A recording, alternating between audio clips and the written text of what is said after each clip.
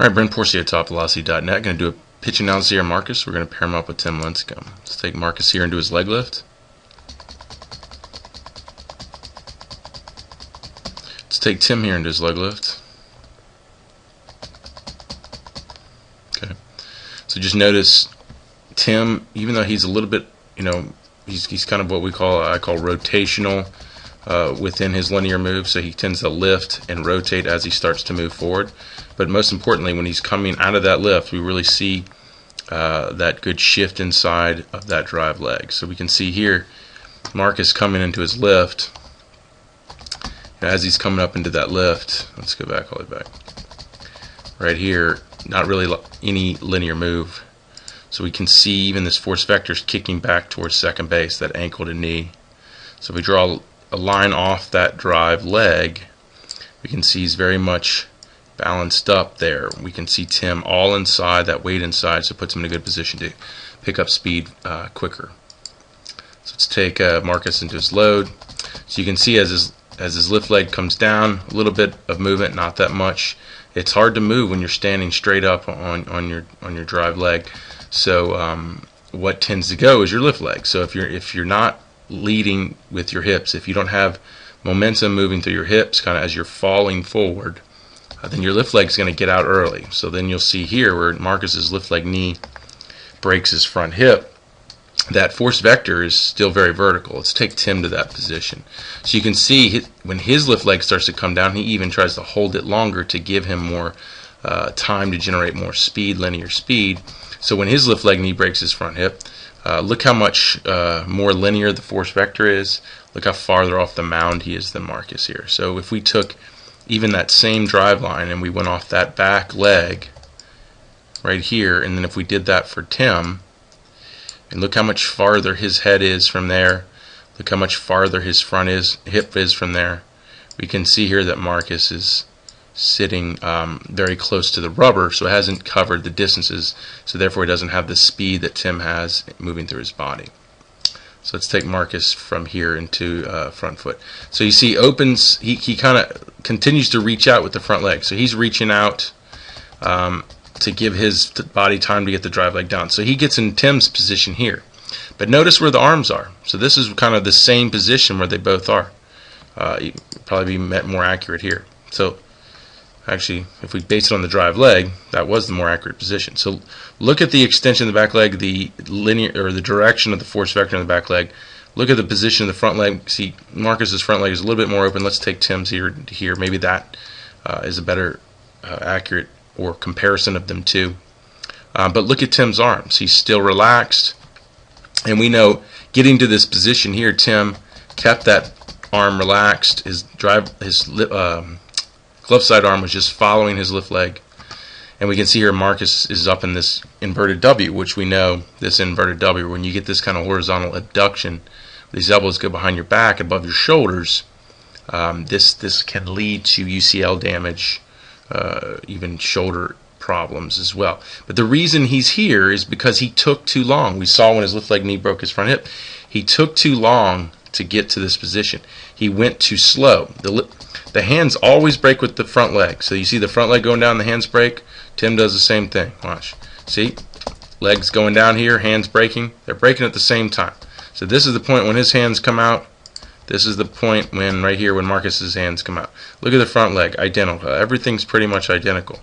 But by the time that Marcus got to this position here, and then when Tim got to that position there, it was a lot quicker in Tim than it was in Marcus. So Tim also kept his arms more relaxed when Marcus continued to kind of lead the delivery or control the, or wouldn't say control, time the delivery with his upper body instead of with his lower half.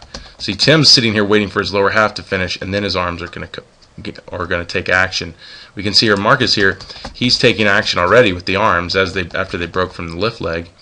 Even though the lower half is not even in position or close to position for the arms, because we don't want to cock the throwing arm until front foot. So let's watch Tim here. So as he continues to triple extension, so we see here he moves into triple extension, and we see knee extension, ankle extension, and then front foot. Notice the cocking of the arm. Right at front foot, boom, he cocks that arm. And then next frame stabilizes those hips open, and he's fully cocked at that position. Let's watch Marcus here. He opens up. He goes knee, ankle extension. Not as explosive. Look at Tim. When Tim kicks the ankle off into front foot, he's a good 1.5 feet off the rubber. Here's Marcus. When his foot hits down, he's like 2 inches off the rubber. That's because Tim was moving faster initially and accelerated more speeds into front foot. So Tim is more explosive. And we can see the timing is better in Tim too, because when we see Marcus hit front foot, look when his arm cocked. His arm cocked. Let's see where it was with Tim. So right at front foot, look where Tim's arm was. Would be at this point here. Look at Marcus at the point. His arm is almost in the same cock position that Tim is. He's not even on the ground yet. Then the next frame he lands, and then he's up. And that's where Tim is here when he has stabilized and his hips are open. And then next frame, Marcus stabilizes, but his hips aren't fully open. That's because he wasn't as explosive coming off the rubber, which would have put more force behind his back hip. So now his back hip opens up here, and look where his shoulders are. Look where Tim is when he hits here and his hips are open. So this is the same position for Tim as is for Marcus. But Tim has optimal hip to shoulder separation. Marcus has about half the hip to shoulder separation that Tim's working with. So you can see the initial move, this stride phase, or what we call before the arm is even activated into the throw, he's moving too slow, not accelerating his forces as well as Tim, taking too long to get the lower half into front foot, and that's what's causing the poor timing in the upper half, along with the less dynamic lower half to generate the hip to shoulder separation. So you can see when your elbow goes into external rotation, it's blurred out, but we see some blur in front of your face. When his elbow goes into external rotation, it stays behind his head. That's because the arm stayed back longer, so it externally rotated quicker, which is common of high velocity pitchers. Then you move into internal rotation way out in front of your face. He moves into internal rotation somewhere up here above his head. His front leg extension is a little bit more linear. Yours is more vertical. So you can just see it's same thing. You started a little slow. You didn't accelerate your speeds as well into front foot. So therefore you had less dynamics moving up the kinetic chain when you went into front foot strike. And your timing was off as well. And it just doesn't create the environment for a higher velocity. So like ASMI's comparison of a high velocity, low velocity pitchers, American Sports Medicine Institute, something as simplistic as what they describe in that comparison is high velocity and low velocity pitchers are more different in the beginning of the delivery, but more the same at the end. So if you really look at the two here, we see almost similar in the end, even though we can see the differences.